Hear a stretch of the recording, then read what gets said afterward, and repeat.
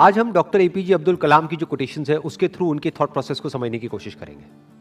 जो उनका सबसे पहला कोट है और सबसे फेमस कोट है वो है, you have to dream before your dreams can come true.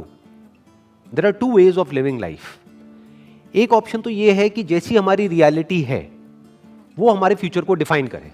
For example, आज आपकी करंट रियलिटी ये है, इस लेवल पे है, आपके पेरेंट्स ने यहां तक अचीव किया है, तो अगर उसके बेस पे आपका फ्यूचर डिसाइड होगा तो मैक्सिमम वहां से आप यहां तक सोच सकते हो। आपके पेरेंट्स भी यहां से यहां तक सोच सकते हैं, उससे ऊपर नहीं सोच सकते। बट अगर हम चाहते हैं कि हमारा जो फ्यूचर है वो प्रेजेंट से और पास्ट से बिल्कुल अलग हो, तो उसके लिए ड्रीम्स की जरूरत है, उसके लिए इमेजिनेशन की जरूरत है कि वो इमेजिनेशन आपको भगाए, ना कि आपकी जरूरतें या आपकी मजबूरियां आपको भगाएं। और इमेजिनेशन की खास बात क्या है, आपके हाथ में पूरा कंट्रोल है कि आप कहां तक सोच सकते हो, आप कहां तक इमेजिन कर सकते हो। उसका आपकी रियलिटी से कोई कनेक्शन नहीं है। हो सकता है आप एक ऐसे बैकग्राउंड से हो जहां से कि वो इमेजिनेशन दूर दूर तक मैच नहीं हो रही है। और इसका सबसे बड़ा एग्जाम्पल कौन है? Doctor APJ Abdul Kalam. पहले तो एक इतने छोटे से गांव से निकल करके एक इतना बड़ा साइंटिस्ट बनना, और उसके बाद में भी इस कंट्री के प्रेसिडेंट बनना। लाखों करोड़ों स्टूडेंट्स के लिए वो एक आइडल हैं आज भी। अगर जिस बैकग्राउंड से वो आए, जो उनकी रियलिटी थी, अगर उसके बेस पे उनका फ्यूचर डिसाइड होता तो कभी भी वो इसका 1% भी अचीव नहीं कर पाते जो उन्होंने अचीव किया। लेकिन जो भी कुछ उन्होंने अचीव किया वो किया अपनी ड्रीम्स के बेस पर। और अगर ध्यान से उनकी लाइफ को ऑब्जर्व करोगे तो कभी भी उनका सपना ये नहीं रहा कि मुझे ये पाना है, मुझे वो पाना है, मुझे वो पाना है, मुझे वो पाना है, क्योंकि ये सपना तो आपको भिखारी बना देता है। उनका सपना हमेशा से ये रहा है कि मुझे ये करना है, मुझे ये करना है, मुझे ये करना है, मुझे ये करना है, अब ये कर लिया, अब ये करना है, अब ये कर लिया, अब मुझे ये करना है, अब ऐसे कॉन्ट्रीब्यूट करना है, अब ऐसे शेयर करना है। इनफैक्ट एक आदमी की असली पहचान इससे नहीं होती कि उसको कितना मिला है, क्योंकि अगर इसी से होती तो सबसे ज्यादा लाइफ में किसको मिलता है? एक भिखारी को। पूरी जिंदगी सिर्फ मिलता ही मिलता है। तो एक आदमी की असली पहचान इससे नहीं होती कि उसको कितना मिला है, बल्कि इससे होती है कि उसने क्या दिया है। तो अगर उनकी लाइफ को आप ध्यान से ऑब्जर्व करोगे तो आप एक ही चीज नोट करोगे कि उन्होंने सिर्फ दिया ही दिया है। बड़ी सिंपल लाइफ जी है उनकी लाइफ को अगर आप ऑब्जर्व करोगे, बहुत ही simple life, down to earth life. और लाइफ का सिर्फ एक ही मिशन रहा है कि किस तरीके से मैं कंट्रीब्यूट कर सकता हूं, किस तरह से जो आने वाली जनरेशन है उसको इंस्पायर किया जा सकता है, किस तरह से बच्चों के अंदर जो एक स्पार्क है जो हर बच्चे में होता है उस स्पार्क को इग्नाइट किया जा सकता है। यही उनकी पूरी लाइफ का मिशन रहा है। ऐसी लाइफ कैसे पॉसिबल हो पाई? On the basis of dreams, on the basis of imagining the future as he wanted. In fact जानवरों में और इंसानों में सबसे बड़ा फर्क यही है। जानवरों को उनकी जरूरतें भगाती है, उनकी मजबूरियां भगाती है, उनकी भूख भगाती है। बट इंसान होने का असली मतलब यह है कि आपको आपकी जरूरतें ना भगाएं, बल्कि आपकी सोच भगाए, बल्कि आपकी ड्रीम्स भगाए, बल्कि आपकी इमेजिनेशन भगाए। आप फ्यूचर को खुद इमेजिन करो, जैसा फ्यूचर आप चाहते हो अपने लिए, और फिर उस फ्यूचर को क्रिएट करो। That is the power of being human. इसीलिए कहा जा रहा है you have to dream before your dreams can come true. तो मैंने अपने अलग अलग सेशंस में कई बार ये बात बोली है, लेकिन ये बात इतनी इंपॉर्टेंट है कि एक बार और बोलनी बनती है यहां पर। 90% से ज्यादा लोग लाइफ में इसलिए फेल नहीं होते हैं कि वो कुछ बहुत बड़ा सोचते हैं और उसको अचीव नहीं कर पाते हैं। वो इसलिए फेल होते हैं क्योंकि वो बहुत ही छोटा सोचते हैं और उसको अचीव कर लेते हैं, यानी कि उनकी ड्रीम्स होती ही नहीं है। लोग इसलिए नहीं फेल होते हैं कि उनकी बहुत बड़ी ड्रीम्स थी और वो पूरी नहीं हुई। लोग इसलिए फेल होते हैं क्योंकि एक्चुअल में उनकी कोई ड्रीम्स थी ही नहीं। Next quote is, man needs his difficulties because they are necessary to enjoy success. इस कोटेशन की जो डेप्थ है वो वही समझ सकता है जिसने एक्चुअल में बहुत बड़ी सक्सेस लाइफ में अचीव करी हो और जिसने बहुत बड़े बड़े फेलियर्स भी देखे हो। बिल्कुल इसी तरीके से यहां पर क्या कहा जा रहा है कि पानी की इंपॉर्टेंस सिर्फ वो आदमी समझ सकता है जो कभी प्यास से तड़पा हो। खाने की इंपॉर्टेंस वो आदमी समझ सकता है जिसने भूख देखी हो, जिसको बचपन से ही 56 भोग मिला है, जितनी उसकी भूख थी उससे बहुत ज्यादा मिला है। क्या उसके लिए खाने की कोई वैल्यू है?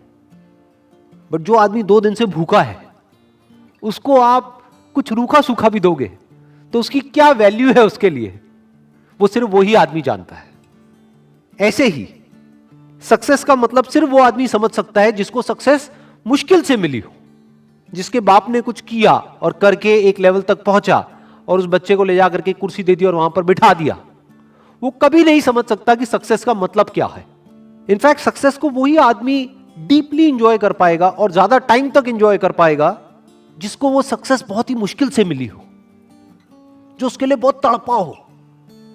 इसको आप इस तरीके से कह सकते हो कि एसी का मजा एक्चुअल में किसको आ सकता है? जिसने गर्मी को फील किया हो, जिसने गर्मी को एक्सपीरियंस किया हो। जैसे मुझे अपने एक बचपन की एक बात याद है। When I was I think around 8 to 10 years old, तो हमारे घर में पंखे होते थे। तो हमारे एक रिलेटिव होते थे, उनके घर में एसी लगा था। उस वक्त एसी बहुत कम घरों में होता था, आज तो कॉमन हो गया है। मुझे अभी भी एग्जैक्ट याद है वो फीलिंग, जब मैं उनके घर जाता था तो वो जो एसी वाला कमरा था, जैसे ही उसका गेट खोलता था और वो हवा पड़ती थी, ये अंदर थोड़ी देर के लिए बैठने को मिल जाता था, तो क्या फीलिंग आती थी वो मैं ही जानता हूं। That was like heaven on earth. जबकि देखा जाए तो क्या है कि एसी तो है। अब ये फीलिंग क्या कभी उस बच्चे को मिली होगी जो पैदा ही एसी में हुआ? तो मुश्किलों से डरो मत, मुश्किलों को अपना दुश्मन मत समझो। मुश्किलें आपकी एक्चुअल में दोस्त है, क्योंकि जितनी ज्यादा आपने मुश्किलें सही हैं, जितने ज्यादा आपने फेलियर्स देखे हैं, उतना ही ज्यादा आपको मजा आने वाला है जब आपको सक्सेस मिलेगी। Next quote is, it is very easy to defeat someone but it is very hard to win someone. किसी को भी हराना बहुत आसान है। कैसे हराना? चाहे फिजिकली हराना, चाहे बातों में हराना। किसी को भी तोड़ना, हराना मतलब तोड़ना, बहुत आसान है। और विन का मतलब जोड़ना, अपने साथ में जोड़ना बहुत मुश्किल है। It is very hard to win someone. कैसे जीतना? उसका दिल जीतना, उसको जीत लेना, उसको दोस्त बना लेना, उसको अपना बना लेना, उसको अपने साथ जोड़ लेना बहुत मुश्किल है। क्योंकि उसके लिए एक ऐसी क्वालिटी चाहिए जो बहुत ही कम लोगों में होती है। क्या है वो क्वालिटी? पेशेंस। बहुत पेशेंस चाहिए। जैसे आपके घर में कोई पौधा है, उसको तोड़ना कितना आसान है। उसको पकड़ो और जड़ से उखाड़ दो और फेंक दो, बट उसको पालना कितना मुश्किल है। रोज पानी देना होगा, ध्यान रखना होगा, कहीं कीड़े तो नहीं लग रहे, तो खाद डालनी होगी, उसको सनलाइट देनी होगी प्रॉपर, ना ज्यादा ना कम। मतलब कितना एफर्ट है। उस पौधे का ध्यान रखना कितना मुश्किल है। बिल्कुल इसी तरह से जैसे एक पौधे को मेंटेन करना होता है, ऐसे ही रिलेशंस को मेंटेन करना होता है। किसी भी रिलेशन को खत्म करना बहुत आसान है, बट उसको समझना, उसके पॉइंट ऑफ व्यू को समझना बहुत मुश्किल है। और मजे की बात क्या है, हमारा जो पूरा का पूरा एजुकेशन सिस्टम है, it is all about defeating someone, not winning someone. उसकी तो कहीं बात ही नहीं होती। जब भी कोई बोलता है कि मैंने टॉप किया है, इसका मतलब क्या? कि बाकी सबको मैंने पीछे छोड़ दिया है। देखो मेरे को ये मेडल मिला है, गोल्ड मेडल मिला है, क्यों? क्योंकि मैं रेस में फर्स्ट आया हूं। मतलब क्या? मैंने बाकी सबको हरा दिया है। I have defeated everyone else.